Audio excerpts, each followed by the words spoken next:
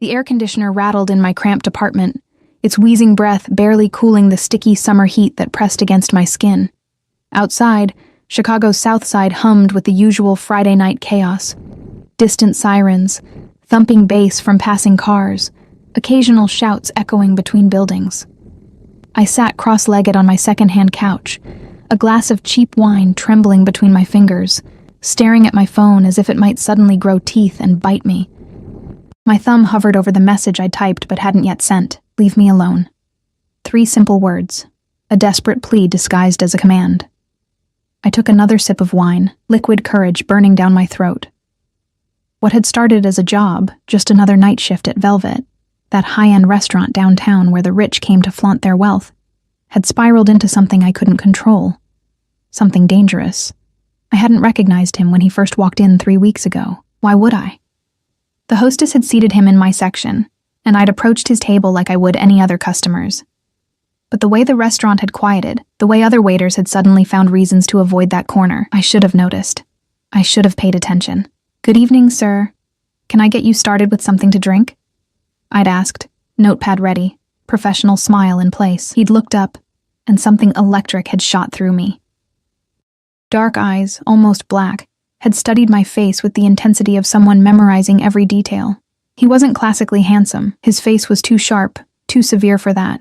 But something about him commanded attention. Power radiated from him like heat from asphalt in August. "McAllen, 25. Neat," he'd said, voice low and smooth as velvet. Then, with a slight tilt of his head, "And your name is?" "Emma." I'd answered automatically, though we were supposed to keep personal details to ourselves. The restaurant policy was clear about that. "Emma," he'd repeated, as if testing how my name felt on his tongue. "I'll be in your capable hands tonight." It wasn't what he'd said, but how he'd said it. Like he was claiming something, like he already knew me. I hadn't thought much of it that night. Rich men often acted entitled.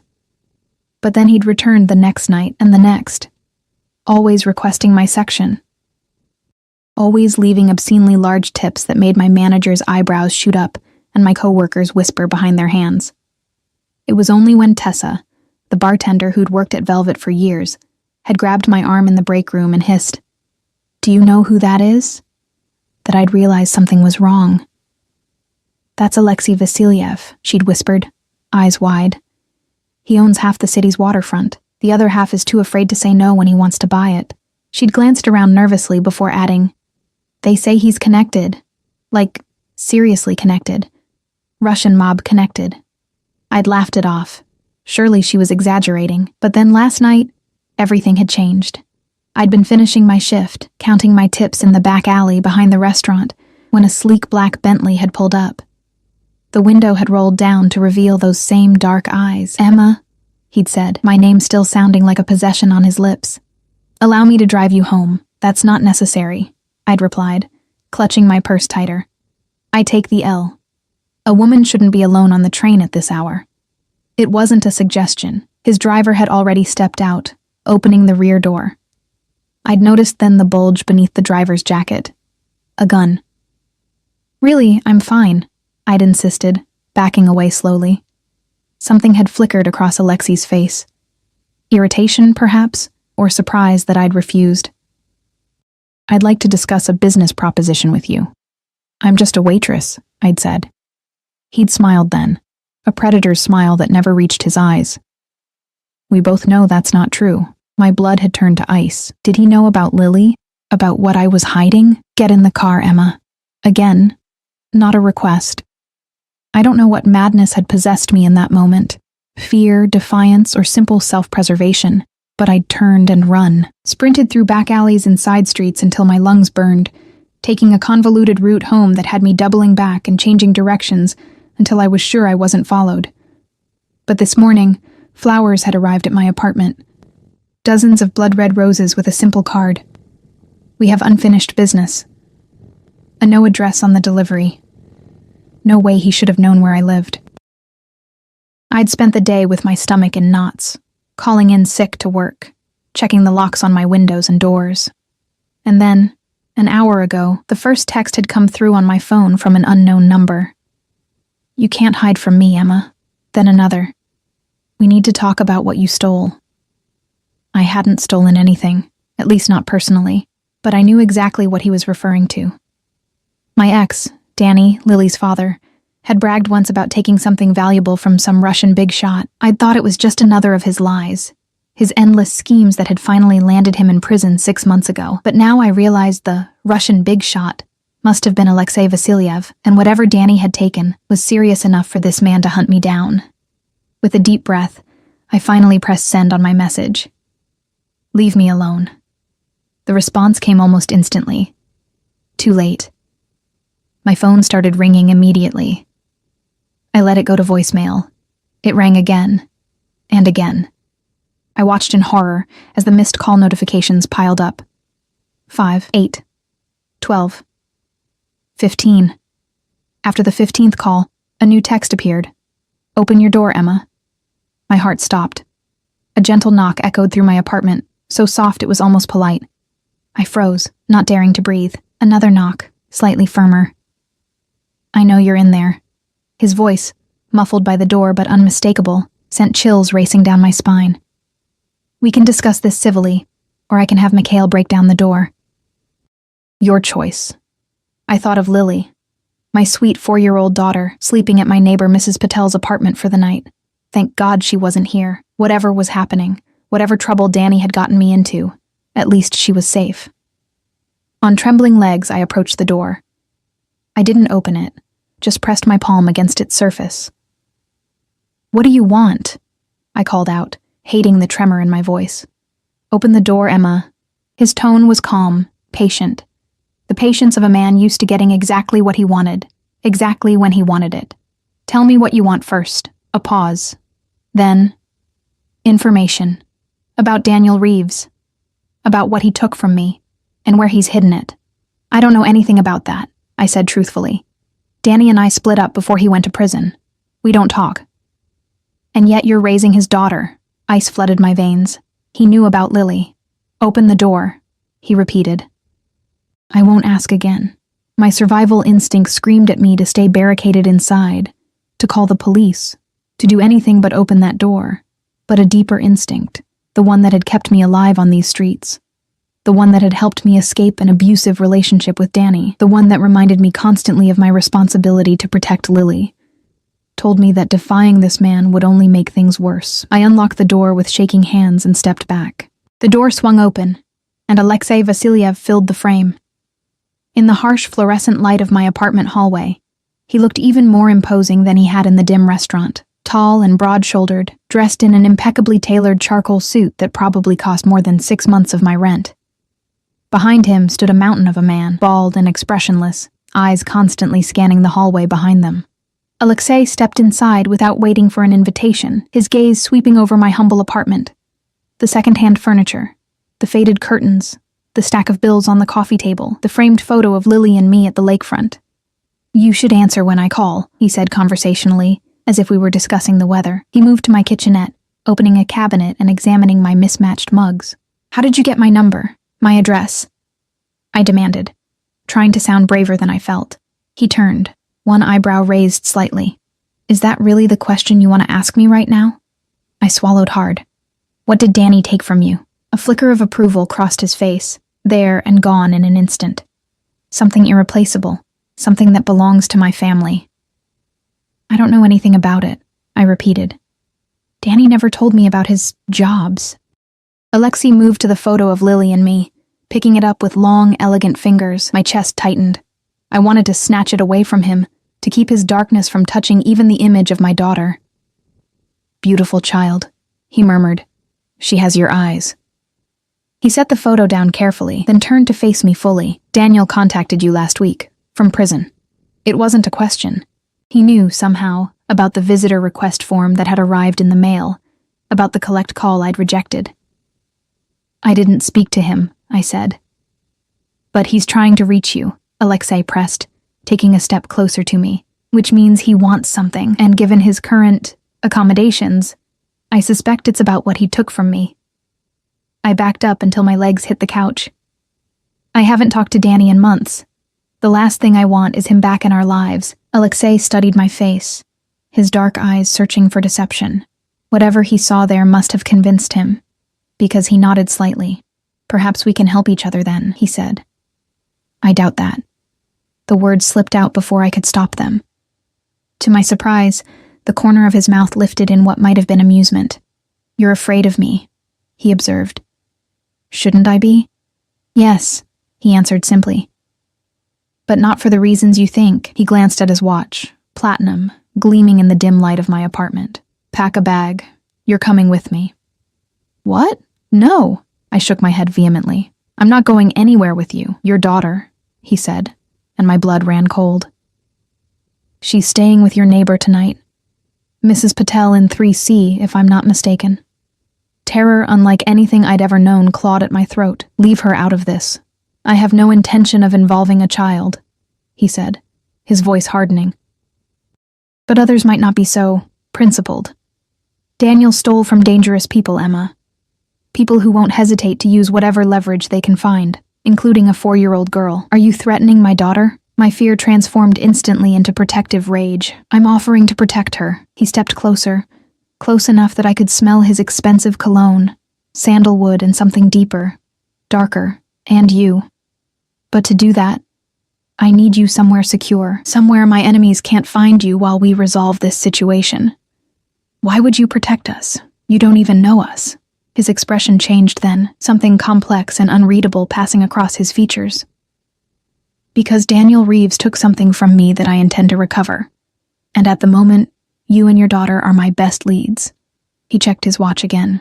"You have 10 minutes to pack essentials for yourself and the child. Mikhail will accompany you to collect her from your neighbors. And if I refuse?" Alexei's eyes met mine, and for a moment, I glimpsed something like regret in their depths. "Then I leave. And you take your chances with the other interested parties. They're watching this building as we speak." As if to punctuate his words, a car with tinted windows slowly cruised past on the street below my window. I felt trapped, cornered, a mouse choosing between the teeth of a cat and the snap of a trap. 10 minutes, I whispered, already calculating what Lily would need, what documents I should grab. Alexei nodded once, then turned to Mikhail. "Secure the perimeter.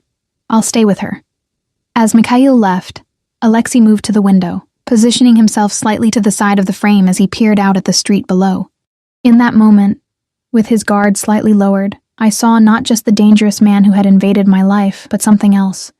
A vigilance born of constant threat. The posture of someone who lived with danger as a companion. What had I gotten myself into? Or rather, what had Danny gotten us into? I moved to my bedroom, aware of Alexei's eyes following me, and began to pack, knowing that whatever happened next would change our lives forever. The back of Alexei's car was a different world.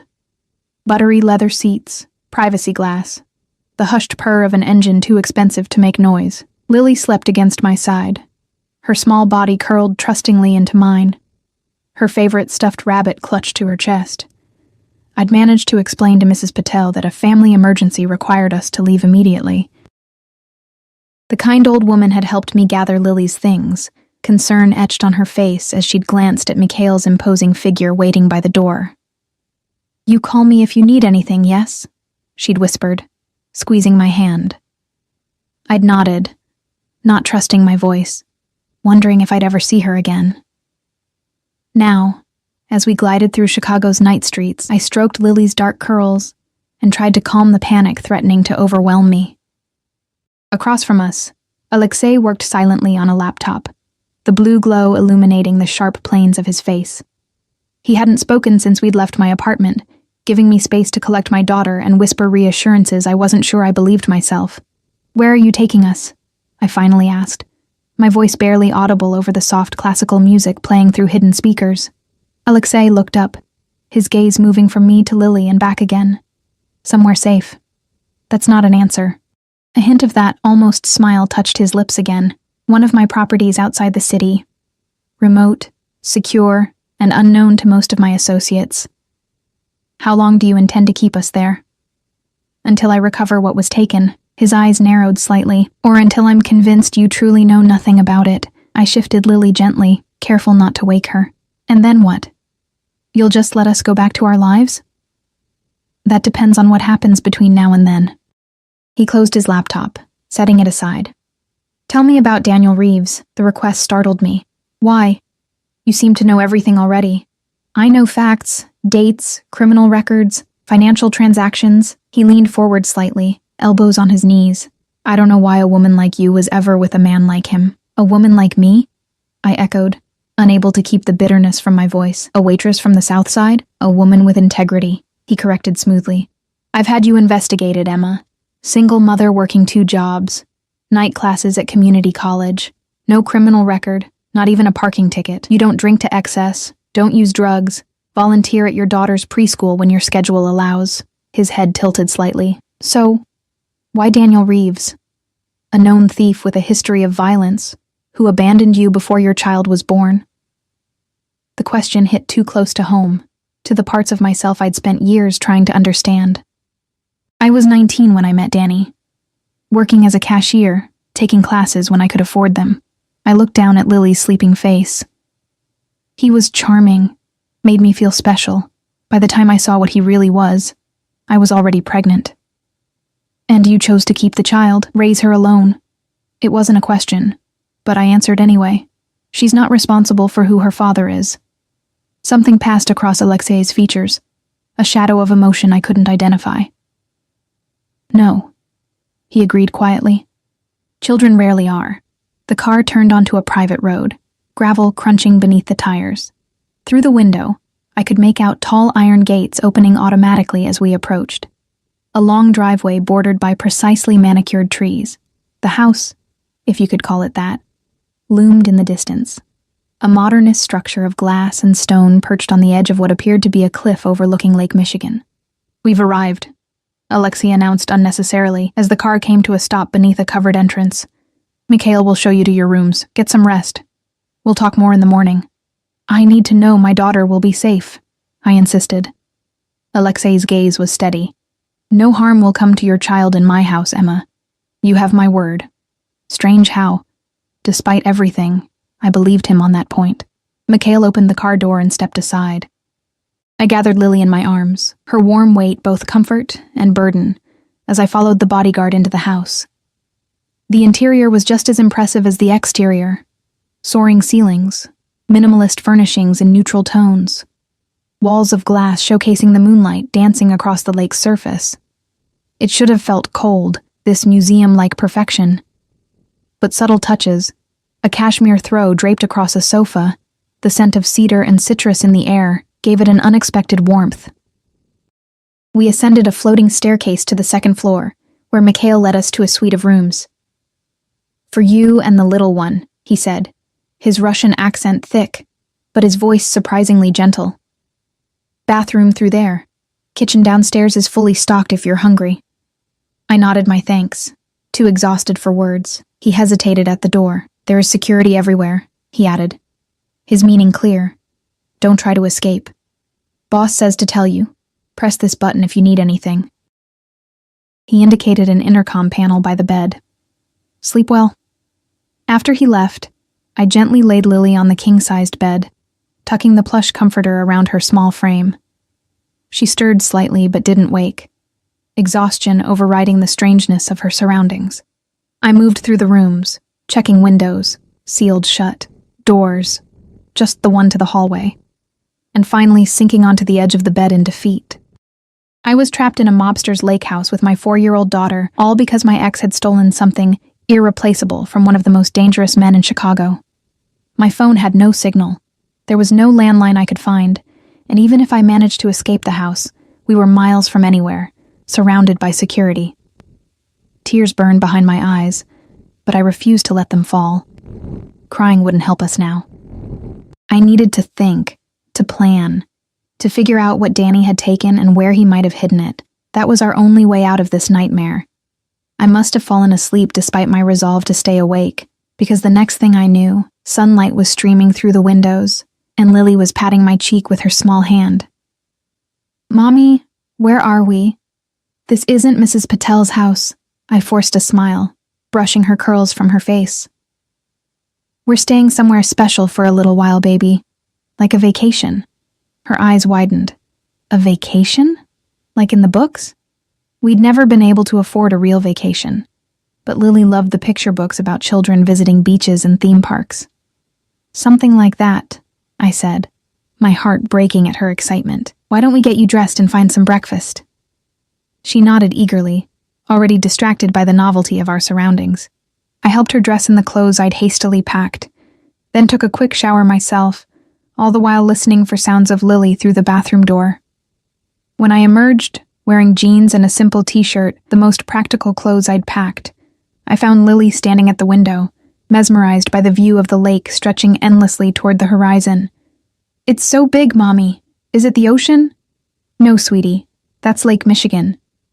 Remember we went to the beach there last summer?" "But it looks different," she insisted. "That's because we're seeing it from up high and from a different place along the shore." I took her hand. "Come on, let's find that breakfast." We ventured out into the hallway, which was empty but clearly monitored. Small cameras nestled discreetly in the corners of the ceiling. I followed the scent of coffee downstairs, Lily chattering excitedly beside me about the huge, fancy house. The kitchen was a chef's dream, gleaming stainless steel appliances, marble countertops, a massive island in the center, and there, leaning against that island with a mug in his hand, was Alexei. He'd abandoned yesterday's suit for dark jeans and a charcoal sweater that looked casually expensive, his dark hair slightly damp as if from a recent shower. The change in attire didn't make him any less intimidating. "Good morning," he said, his eyes moving from me to Lily with interest. Lily, suddenly shy, pressed against my legs. I rested a protective hand on her shoulder. "Are you hungry?" he asked, directing the question to Lily. She nodded silently. "Marina has prepared breakfast," he continued, gesturing toward a woman I hadn't noticed, working quietly at the stove. "Pancakes, I believe." With blueberries, Lily's eyes lit up. Pancakes were her favorite, but she remained pressed against me, uncertain. "Why don't you sit at the table, sweetheart?" I suggested, guiding her to the breakfast nook overlooking the lake. "I'll bring your pancakes in a minute." Once she was settled, I turned back to Alexei, keeping my voice low. "I need to know what's going on. What exactly did Danny take from you? And why do you think I know anything about it?" Alexei set his coffee mug down. "Not here," he said quietly, nodding toward Lily. "After breakfast, we'll talk." He reached past me to a fruit bowl on the counter, selecting an apple with deliberate care. "Your daughter is lovely," he observed, turning the apple in his fingers. "She has your eyes, but the rest is her father, no?" I stiffened. "She's nothing like Danny. Nature versus nurture," he mused. An eternal question. He took a bite of the apple, studying me over it. "You've done well, raising her alone. It can't have been easy." The unexpected compliment caught me off guard. "She's worth it," I said simply. Something flickered in his eyes, respect, perhaps, or something deeper. "Yes," he agreed. "Children always are." Marina approached with a plate of pancakes, ending our strange moment. "For the little one," she said with a thick Russian accent and a warm smile that transformed her stern features. "And more for you both when you're ready." I thanked her and brought the plate to Lily, cutting the pancakes into bite-sized pieces before returning to Alexei, who had moved to the large windows overlooking the lake. "Why am I really here?" I asked, keeping my voice low enough that Lily couldn't hear. "If you've had me investigated as thoroughly as you claim, you must know I have no idea what Danny took or where he hid it." Alexei turned to face me, his expression unreadable. "Perhaps? But Daniel believes you know, or that you have access to it, which means others believe the same." "Others? Who?" "Business competitors," he said vaguely. "People who would be less considerate of your daughter's welfare than I am." A chill ran through me. "So, we're what, bait? Leverage against Danny?" "Protection," he corrected. "And yes, leverage, but not in the way you think." He stepped closer, his voice dropping further. "The item Daniel took is a family heirloom. Valuable financially, but irreplaceable sentimentally. My mother's last gift to me before she died." The personal admission surprised me. I hadn't expected this cold, calculating man to speak of sentiment or family. "What was it?" I pressed. He hesitated, then said, "A Fabergé egg, one of the lost imperial eggs, believed destroyed during the revolution. It's been in my family for generations." passed down in secret. My mind reeled. I'd learned about Fabergé eggs in an art history class. Exquisite jeweled creations made for Russian czars, many lost to history. They were worth millions. Danny stole a Fabergé egg from you? That's impossible. He was a small-time thief, not some international art thief. Daniel was merely the instrument, not the architect, Alexei said dismissively. He was hired by someone who knew of the egg's existence and my possession of it. Someone who has since gone suspiciously silent. And you think this person might come after me and Lily to find it? I know they will. His certainty sent ice through my veins. They've already tried. The car watching your apartment last night wasn't my men. I thought of how close danger had come to my daughter, and felt sick. I don't know anything about any egg, I insisted. Danny never mentioned it. Alexei studied me, those dark eyes seeming to peel back my defenses layer by layer. Perhaps not directly, he conceded. But there may be clues in things he said, places he frequented, people he associated with. I cut all ties with Danny's world when Lily was born. And yet he's reaching out to you now. From prison, Alexei pointed out. Why? What changed? I had no answer. The prison call. The visitor request. They had confused me too. After years of silence, why would Danny suddenly want to see me? Unless... The storage unit. I murmured. The realization hitting me suddenly, Alexei went very still. What storage unit? I hesitated, unsure if I should reveal even this small piece of information, but if it could help get us out of this situation faster. Danny rented a storage unit when we were together. He kept things there he didn't want in the apartment, tools for his jobs, mainly.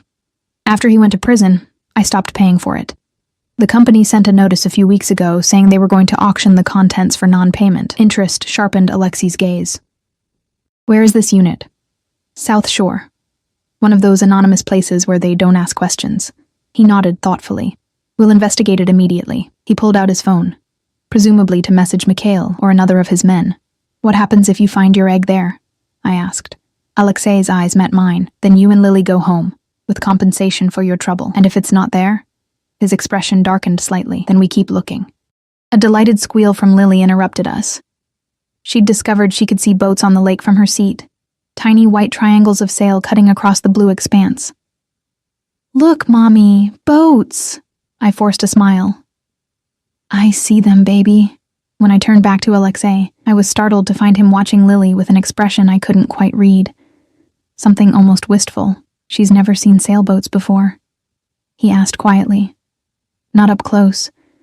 We don't exactly frequent yacht clubs. I couldn't keep the bitterness from my voice.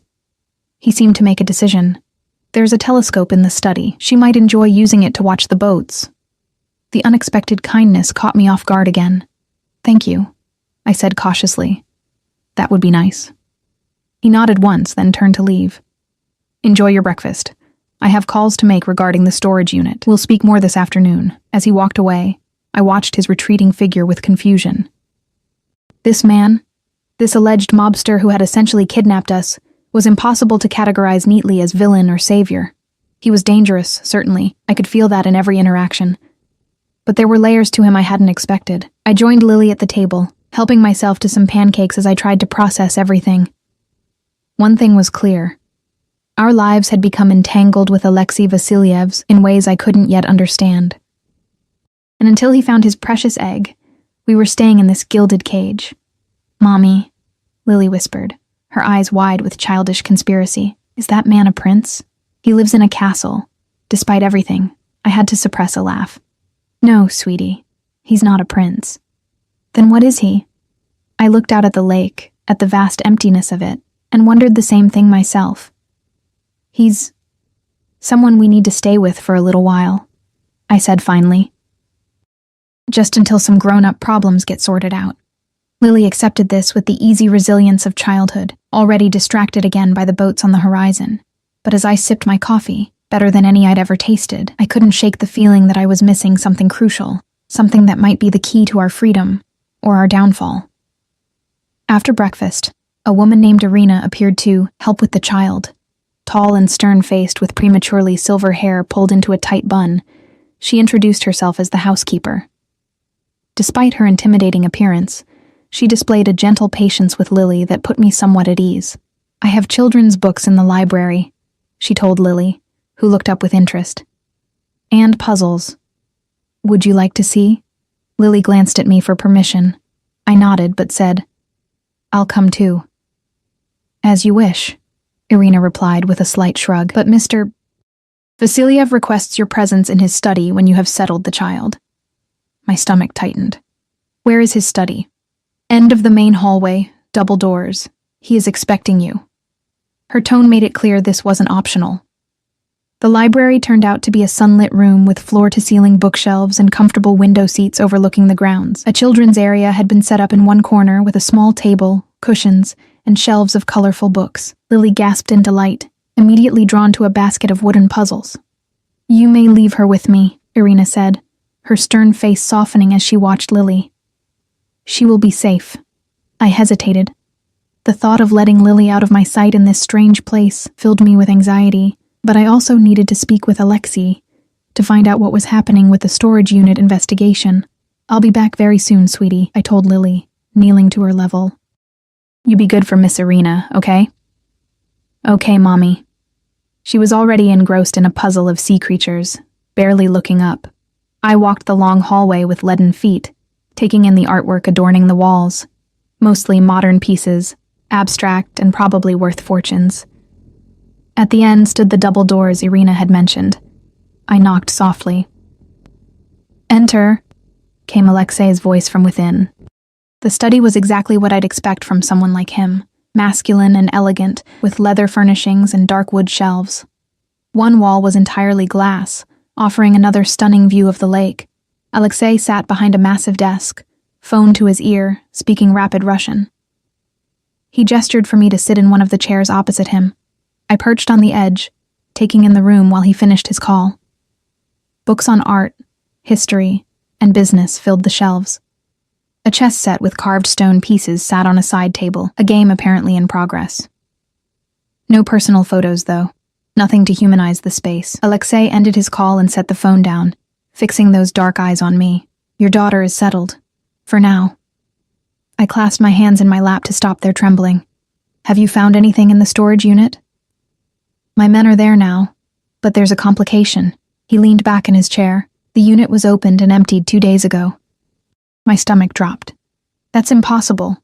The auction wasn't scheduled until next week." "It wasn't the storage company." His expression hardened.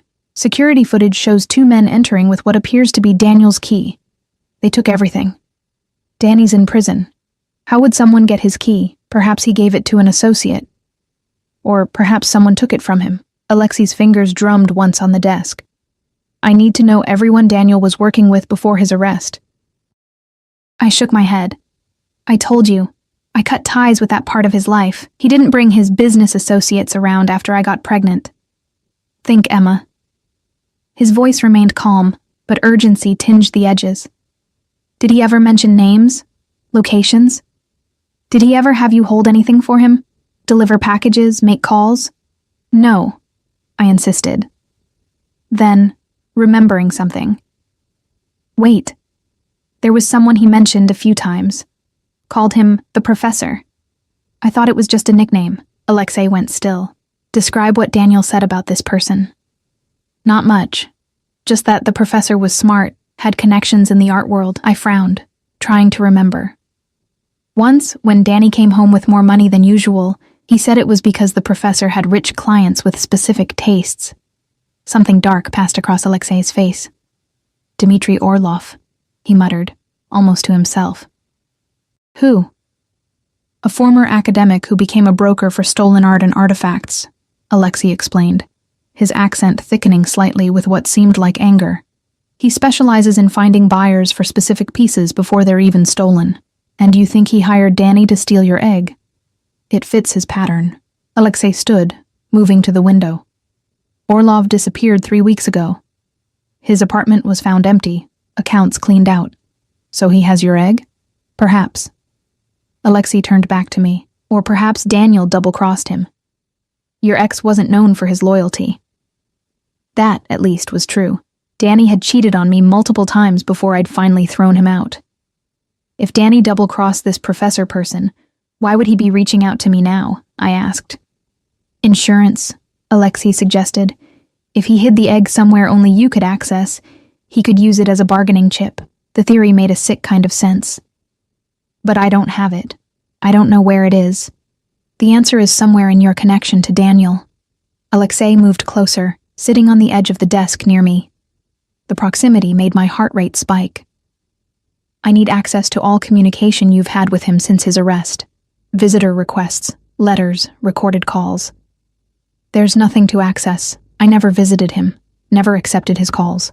I looked up into his face, so close now I could see flecks of amber in his dark eyes. My only priority is keeping Lily away from his influence. Something in his expression shifted, a softening around the edges. A worthy priority, he said quietly, then abruptly changing topics. You're studying accounting. The non sequitur threw me. How did you... Your textbooks, in your apartment. Of course. He'd had time to observe everything while I packed. Yes, I admitted, night classes when I can afford them. It's taking forever, but eventually I'll get my degree. Why accounting? I shrugged. It's practical. Stable. The kind of job where you can work regular hours and be home for your child. He nodded thoughtfully. You want security for her, stability. Something I never had growing up, I said without thinking, then regretted the personal revelation. Tell me, he said simply. I don't know why I did. Maybe the stress of the situation had worn down my usual barriers. Or maybe there was something in his attentive silence that pulled the words from me. Foster care, I said, looking past him to the lake. From age 7 when my mother died until I aged out at 18. Some homes were okay, some were not. And your father? Never in the picture. Mom wouldn't even tell me his name. I shook my head slightly. That's why I promised myself Lily would always know she was wanted, would always have a stable home, no matter how much I had to work for it. Alexei was silent for a long moment, studying me with an intensity that made me want to squirm. Finally, he said, "Admirable," in a tone that suggested genuine respect. Before I could respond, his phone rang. He answered with a curt Russian phrase, listened for a moment, then responded with what sounded like instructions before hanging up. My men found something at the storage facility, he said, standing. Not the egg, but perhaps a lead. I need to go there personally. He hesitated, then added, Would you and Lily like to come along? There's a park nearby. She could play while I investigate. The offer stunned me. You'd let us leave the house? A ghost of a smile touched his lips. With proper supervision, of course. Mikhail and 2 others would accompany us. His expression turned serious again. I understand confinement is difficult, especially for a child. A few hours outside might be good for her, for both of you. I should have been suspicious of this sudden kindness, but the thought of getting Lily out into the sunshine, letting her run and play like a normal child instead of a prisoner, overrode my caution. Yes, I said, that would be... Thank you. He nodded once. We leave in 30 minutes. The park was a small neighborhood one, with swings, slides, and a sandbox. Lily ran for the swings immediately, her face bright with excitement. Push me, Mommy. Hi, I obliged, savoring her delighted squeals as she soared through the air. From the corner of my eye, I could see Alexei standing a short distance away with Mikhail, speaking quietly while keeping watch over the area. 2 other men I didn't recognize positioned themselves at opposite ends of the park, their attentive postures making it clear they were security, not casual park-goers. After about 20 minutes of swinging, Lily wanted to try the slide. As I helped her climb the ladder, I noticed Alexei approaching. I need to check something at the storage facility, he said. It's just across the street. Mikhail will stay with you. I nodded, watching as he crossed the street to the nondescript building with rows of orange garage-style doors. Mikhail moved closer to us, his large frame creating a protective shadow. Mommy, watch me, Lily called, preparing to slide down. I turned my attention back to my daughter, clapping as she descended the slide with her arms raised triumphantly. But as she ran back toward the ladder for another turn, a black SUV pulled up to the curb. Mikhail tensed instantly, his hand moving beneath his jacket. The 2 other security men converged, one positioning himself between us and the vehicle. The SUV's back door opened, and a man stepped out, slender, gray-haired, with wire-rimmed glasses, and the air of a distinguished academic. His smile was pleasant as he approached, but something in his eyes made my skin crawl. "Ms. Reeves," he called, his voice carrying a slight accent I couldn't place. What a pleasant surprise. Mikhail moved in front of me, speaking into a concealed microphone in rapid Russian. I grabbed Lily, pulling her close to my side. "Who are you?" I demanded, though I had a sinking feeling I already knew. "An associate of Daniel's," the man said, still smiling. "You may call me the professor." My blood ran cold. Dmitry Orlov, the man who had supposedly disappeared, the one who had likely hired Danny to steal the Fabergé egg. "I think you and I should have a conversation about Daniel's investment," he continued, taking another step forward. Mikhail barked something in Russian that needed no translation. "Stay back." The professor's smile didn't falter. "I see Vasilyev has gotten to you first. Unfortunate, but not insurmountable." His eyes shifted to Lily, who was clinging to my leg, suddenly shy in the presence of a stranger. "What a beautiful child. Daniel's, I presume. The resemblance is striking. Leave her out of this," I said, my voice sharper than I intended. "Oh, I have no interest in children," he said dismissively. "My interest is in what Daniel entrusted to you." "I don't have anything of yours," I insisted. The professor sighed. "Daniel said you would say that. He also said you'd change your mind when properly motivated." His hand moved slightly inside his jacket. Whatever he intended was interrupted by Alexei's voice, cold and commanding. "Orlov." The professor turned, his expression shifting from smug confidence to wary calculation as Alexei approached, flanked by two more men. The storage facility loomed behind them. "Vasilyev," the professor acknowledged with a slight nod. "This is unexpected." "Is it?" Alexei's tone was conversational, but his eyes were hard. "You disappear for 3 weeks after my property goes missing, then reappear precisely when I'm investigating a lead? I don't believe in coincidences." The professor spread his hands. "Business required my attention elsewhere. As for your property, I'm as eager to locate it as you are. My client was most displeased when it wasn't delivered as promised." "Your client?" Alexei repeated flatly. "The same client who's been trying to acquire my family's legacy for years? Who sent threats after I refused his offers?" A thin smile spread across the professor's face. "The piece rightfully belongs in his collection. Your grandfather acquired it under questionable circumstances." Alexei's expression hardened. "My grandfather saved it from destruction. Preserved it when others would have melted it down for the gold." He took a step closer to the professor. "Leave now, Orlov. You won't get a second warning." For a tense moment, I thought the professor might refuse. His eyes darted from Alexei to Mikhail, to the other security men, clearly calculating his odds. Finally, he inclined his head slightly. "This isn't over, Vasilyev. The piece will find its way to its rightful owner eventually." His gaze shifted to me. "Ms. Reeves, do consider my offer. I'm far more reasonable than your current host." With that, he retreated to the SUV, which pulled away smoothly from the curb. Alexei turned to me, his expression grave. "We need to leave. Now." I nodded, lifting Lily into my arms despite her protests that she wasn't finished playing. As we hurried to Alexei's waiting car, I asked, "What did you find in the storage unit?" "Nothing but this." He handed me a small key, not a storage unit key, but what looked like a safety deposit box key with a number engraved on it. "I don't recognize this," I said truthfully. "I believe it's for a box at First Merchants Bank downtown," Alexei replied, helping me settle Lily in the car before sliding in beside us. "The number matches their sequence." "Danny didn't have a safety deposit box," I insisted, "at least not that I knew about." "Perhaps not in his name," Alexei suggested, signaling for the driver to go. "We'll investigate tomorrow. For now, we return to the house." Orlov's appearance makes the situation more volatile. As we drove away from the park, Lily fell asleep against me, exhausted from her brief adventure.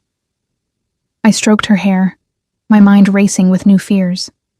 The professor had found us easily. What was to stop him from finding us at Alexei's house? As if reading my thoughts, Alexei said quietly, "The house is secure. Orlov won't find it, and he wouldn't dare breach it if he did." "How can you be so sure?" Alexei's eyes met mine. "Because the consequences would be severe. Even Orlov isn't that reckless." The calm certainty with which he said this reminded me forcefully of exactly who he was. A man powerful and dangerous enough to make such threats credible. "What happens now?" I asked. Now, he said, we wait until morning to check the safety deposit box, and you tell me anything else you can remember about Daniel's activities before his arrest. I leaned my head back against the seat, suddenly exhausted. There's nothing else to tell. Alexei studied me for a long moment, then reached out, and in a gesture that startled me with its gentleness, brushed a strand of hair from my face. Get some rest, Emma, he said softly. Tomorrow will bring answers, one way or another. That night, I dreamed of golden eggs in iron cages, of Danny's mocking laughter, and the professor's cold eyes watching my daughter. I woke with a gasp, sweat-damp sheets twisted around me. Lily slept peacefully beside me, her small chest rising and falling with each breath, untroubled by the dangers surrounding us. The digital clock on the nightstand read 3:17 a.m. Knowing sleep would elude me now, I carefully slipped out of bed and padded to the window. The moon cast a silver path across the dark waters of Lake Michigan, a beautiful sight that did nothing to calm my racing thoughts. I nearly screamed when a soft knock sounded at the door. Heart pounding, I crossed the room and called quietly, "Who is it?" "Alexei," came the response, his voice low and unmistakable. Frowning, I opened the door to find him standing in the dimly lit hallway. He'd changed into black lounge pants and a gray t-shirt, the most casual I'd seen him, though he looked no less imposing. "Is something wrong?" I whispered, conscious of Lily sleeping behind me. "I saw the light under your door," he explained. "Couldn't sleep?" I shook my head. "Bad dreams." Something like understanding crossed his face. "Come," he said, gesturing down the hallway. "I find a glass of vodka helps on such nights." I hesitated, glancing back at Lily. "She's safe," Alexei assured me. "There's a security guard stationed at the end of the hall, and the monitoring system would alert us to any disturbance." Still uncertain, I grabbed the small baby monitor I'd packed from my bag and placed the receiver unit near Lily. Taking the transmitter, I followed Alexei downstairs to a room I hadn't seen before. A cozy den with a fireplace where embers still glowed, casting warm light across leather furnishings and bookshelves. Alexei went to a cabinet and produced a crystal decanter and 2 small glasses. He poured clear liquid into each, then handed one to me. "Not the cheap stuff you're used to," he said, the ghost of a smile playing at his lips. "I'm not much of a drinker," I admitted, taking the glass cautiously. "This isn't for getting drunk," he corrected, raising his glass slightly. "It's for quieting the mind." I took a small sip and nearly gasped as liquid fire slid down my throat, warming me from the inside out. Alexei chuckled at my reaction. "Small sips," he advised, demonstrating with his own glass. We sat in surprisingly comfortable silence for a few moments, the crackling embers the only sound in the room. I couldn't help but study him when he wasn't looking. The strong profile, the constant alertness in his posture even in this moment of apparent relaxation. "Ask your questions, Emma," he said suddenly, still gazing into the fire. "I can hear you thinking." I took another small sip of vodka for courage. "Who are you, really, beyond the rumors and the restaurant whispers?" He considered this for a long moment. "I'm a businessman with diverse interests. Some legitimate, some less so." "A mobster, you mean?" His lips quirked slightly. Such an American term, so black and white. "Isn't it? You're either a criminal or you're not. The world has many shades of gray, Emma." He turned to face me fully. "My father came to this country with nothing after the Soviet Union fell. Everything had been taken from our family. Wealth, position, history, everything except a few treasures my grandmother had hidden, including the egg. I remained silent, sensing there was more to the story.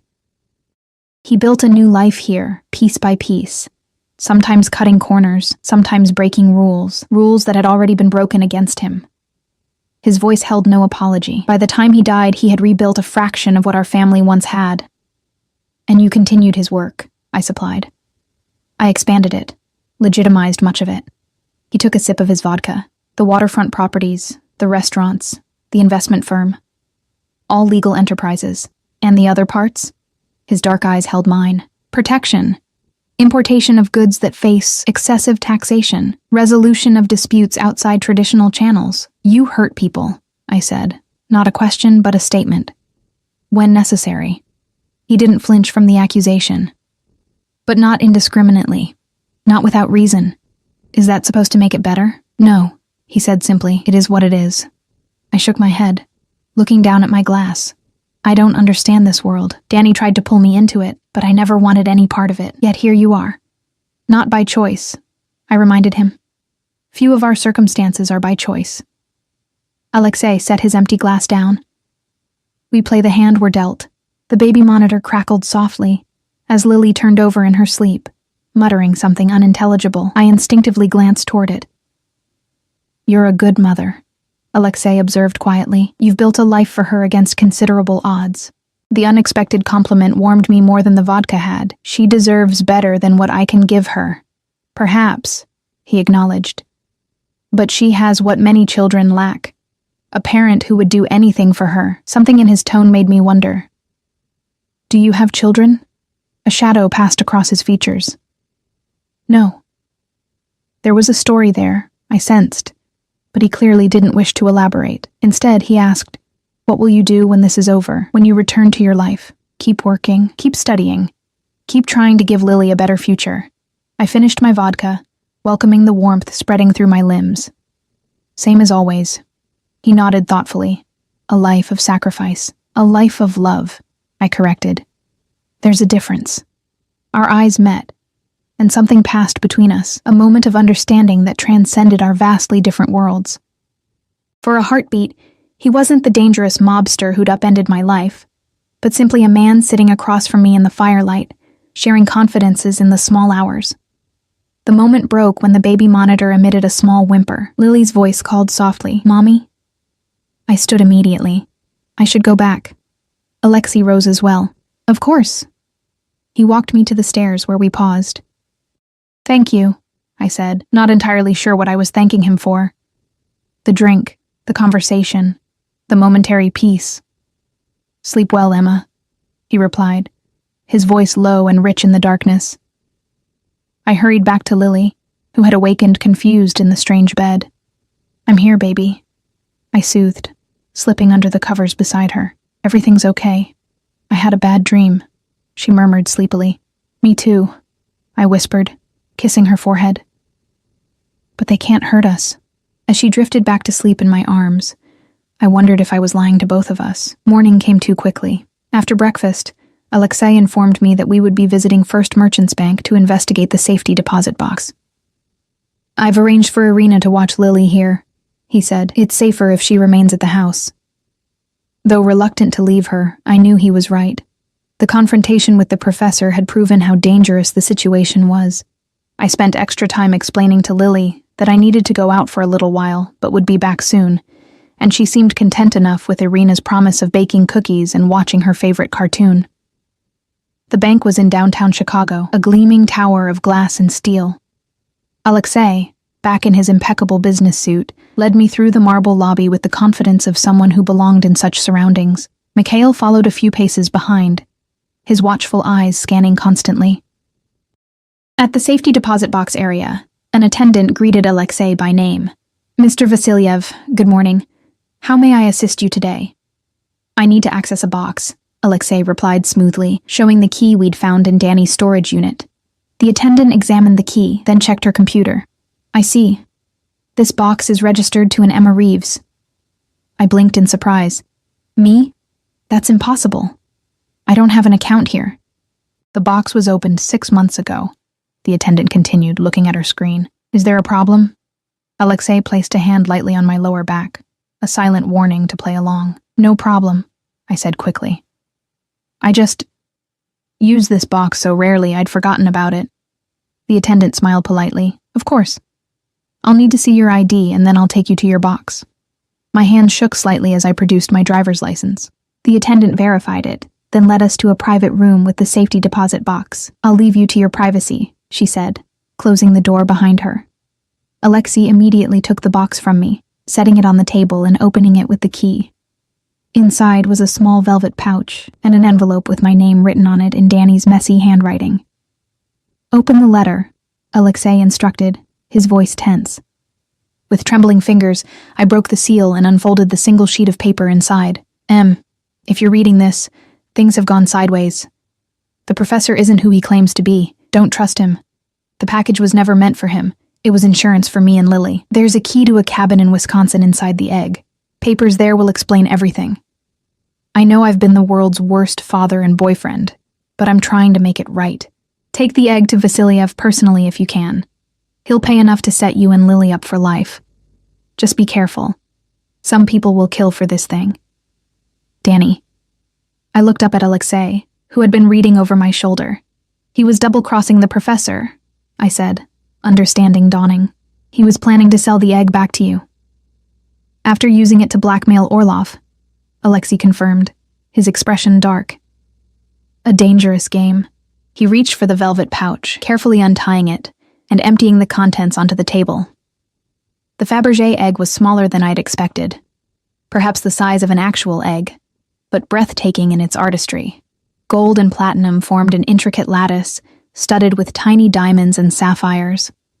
Through the open work, I could glimpse an inner shell of deep blue enamel. It's beautiful, I whispered. It's one of the lost imperial eggs, Alexei said softly, genuine emotion in his voice for the first time. Made for Tsar Nicholas II to give to his mother in 1916. The revolution came before it could be delivered. My great-grandmother was a lady-in-waiting who smuggled it out during the chaos. He carefully turned the egg in his hands, then pressed something I couldn't see. With a soft click, the egg opened, revealing a miniature replica of the Russian Winter Palace inside, surrounded by tiny diamond snowflakes. Nestled beside it was a small gold key. The cabin key, I said. Alexei nodded, extracting it carefully. We should investigate this cabin. Daniel may have left evidence that could help us deal with Orlov permanently. So it's over? I asked hopefully. You have your egg back. His eyes met mine, unexpectedly gentle, almost. We need to ensure Orlov understands you know nothing, that there's nothing to be gained by pursuing you and Lily. A chill ran through me at the reminder that our safety wasn't yet secured. What will you do to him? Nothing that concerns you, he replied, his tone making it clear the subject was closed. He carefully returned the egg to its velvet pouch. Let's return to the house. We'll make arrangements to visit the cabin tomorrow. As we left the bank, I noticed Alexei was more relaxed than I'd seen him since this ordeal began. The recovery of his family treasure had lifted a weight from him, making him seem almost human. In the car, he sat closer to me than before, our shoulders occasionally brushing with the vehicle's movement. You'll be compensated generously for your assistance, he said, as we drove through the city streets. I didn't do anything, I pointed out. Danny set all this up without my knowledge. Nevertheless, he insisted, you've been inconvenienced, put at risk. I thought about what such a windfall could mean for Lily and me, an apartment in a better neighborhood, maybe even a small house. No more double shifts, the ability to finish my degree faster. Thank you, I said sincerely. Alexei studied me for a moment. You're not what I expected, Emma Reeves. What did you expect? Someone more like Daniel. Someone who would try to negotiate, to get as much as possible out of the situation. I shrugged. I just want to get back to our normal life. With Lily safe. He nodded slowly. A simple desire, yet so rare. As we pulled up to a stoplight, I caught him looking at me with an expression I couldn't quite read. For a wild moment, I thought he might say something more, might reach for my hand. But then the light changed, and the moment passed, leaving me with a strange flutter in my chest. I didn't want to examine too closely. The Wisconsin cabin was nothing like I'd imagined. Instead of a rustic hideaway, it was a modern structure of glass and cedar perched on the shore of a small private lake, accessible only by a winding dirt road that seemed to go on forever. Danny couldn't afford a place like this, I said, as Alexei's Range Rover pulled up to the house. Mikhail and another security man had followed in a separate vehicle. No, Alexei agreed, studying the property with narrowed eyes. This belongs to someone with significant resources. The key from the Fabergé egg opened the front door with a smooth click. The interior was sparsely but expensively furnished. Leather sofas, a stone fireplace, high-end kitchen appliances. Large windows offered panoramic views of the lake and surrounding pine forest. Spread out, Alexei instructed his men in English. Secure the perimeter first, then search the house. Look for a safe, hidden compartments. Anything unusual. As the men moved efficiently through the property, Alexei guided me to the main living area. What exactly did Daniel say in his letter? About papers being here? Just that they would explain everything, I replied, glancing around the immaculate space. Nothing about this place felt like Danny. It was too clean, too organized, too tasteful. Alexei moved to a built-in bookcase, running his fingers along the spines of leather-bound volumes. Daniel wasn't intelligent enough to orchestrate all this, he mused. Someone helped him set this up. The professor? Perhaps. Or perhaps Daniel was playing all sides. He pulled out a book, examined it, then replaced it. He always was adaptable when it served his interests. I couldn't argue with that assessment. Danny had always been a chameleon, becoming whoever he needed to be to get what he wanted. A shout from upstairs interrupted our search. "Boss, found something." We hurried up the pine staircase to the master bedroom, where Mikhail stood beside an open panel in the wall. A hidden safe now exposed. It was behind the mirror, he explained, gesturing to the ornate mirror that had been swung away from the wall. Standard combination lock, easy to crack. Inside the safe lay a manila envelope, a USB drive, and a handgun. Alexei removed the items carefully, handing the envelope to me. "Open it," he instructed. The envelope contained several documents.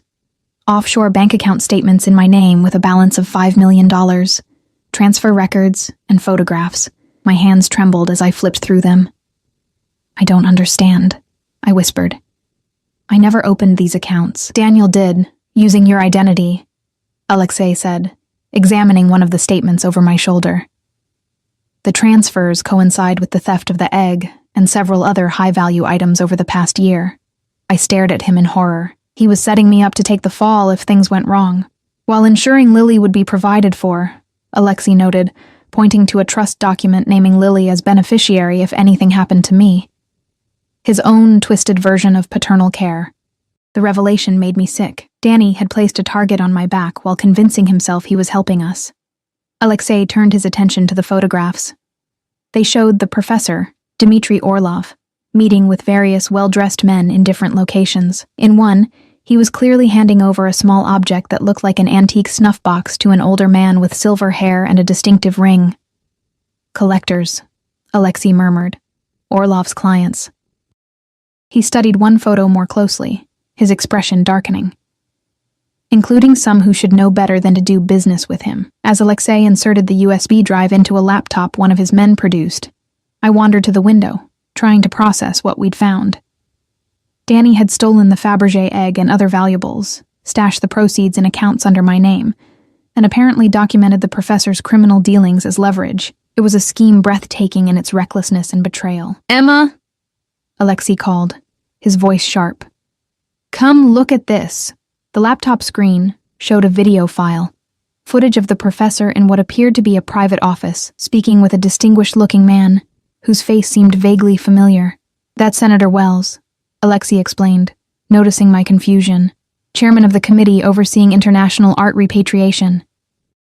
In the video, money was clearly changing hands, along with documents bearing official seals. "Blackmail material," I whispered, understanding dawning.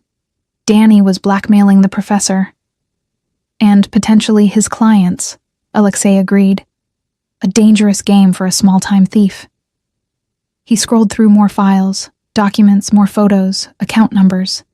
A comprehensive record of the professor's operation and clients, including dates, locations, and amounts paid.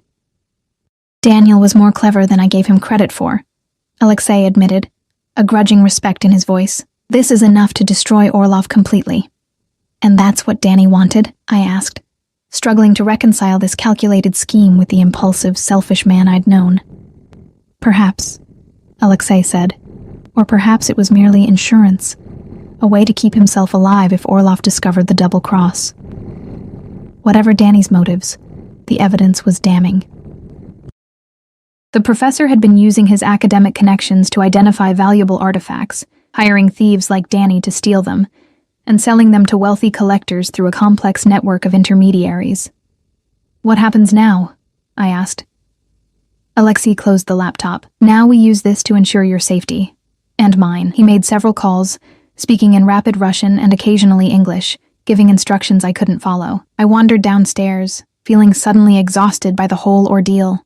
The lakeside view was peaceful, pine trees swaying in the gentle breeze, sunlight dancing on the water's surface. If circumstances had been different, this might have been a pleasant retreat. Instead, it represented everything I despised about Danny's world. Beautiful on the surface, but built on lies and crime. I heard Alexei's footsteps behind me, but didn't turn around.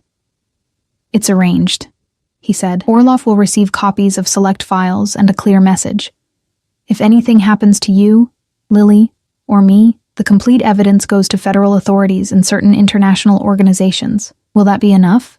I asked, finally facing him. For Orlov, yes. Self-preservation is his primary motivation. Alexei's expression was grim. As for his clients, I have other ways of ensuring their cooperation. I didn't ask for details. Some things were better left unknown. "So, we're safe?" I asked, barely daring to hope. "Yes," he confirmed. "You can return to your life, with some improvements, I think." I frowned. "Meaning?" "The money Daniel set aside for you and Lily. It's clean now. I've had my financial people restructure the accounts, create a legitimate paper trail. $5 million, plus compensation from me for your troubles." My breath caught. "I can't accept stolen money. It's not stolen anymore," he said simply. "Consider it restitution for what Daniel put you through, for Lily's future." I wanted to refuse on principle, but the thought of what such resources could mean for my daughter gave me pause. No more struggling to pay bills, the best schools, a home in a safe neighborhood. Security I'd never imagined possible. "I don't know," I said honestly. Alexei moved closer, close enough that I could smell that now familiar cologne. "Think about it," he suggested. "There's no rush to decide." We drove back to Chicago mostly in silence, the weight of everything we'd discovered lying heavy between us. By the time we reached Alexei's lake house, evening was falling, painting the sky in brilliant oranges and pinks. Lily greeted me with an enthusiastic hug, chattering about the cookies she'd baked with Irina and the fish she'd seen jumping in the lake. The normalcy of her excitement was a balm to my frayed nerves. After dinner and Lily's bedtime routine, Alexei invited me to join him on the terrace overlooking the lake. The night was warm, stars beginning to appear in the darkening sky. He poured 2 glasses of red wine, handing one to me. "To resolution," he said, raising his glass slightly. I mirrored the gesture. "To safety." We sipped in companionable silence for a moment before Alexei spoke again. "You'll be free to leave tomorrow. My men will escort you home, ensure the apartment is secure." He paused, swirling the wine in his glass. "Unless you'd prefer alternative arrangements." "Alternative arrangements? A new home, perhaps. Something more suitable for you and Lily, in a better neighborhood." The offer was tempting. "I need time to think about everything," I said. "This has all happened so fast." He nodded.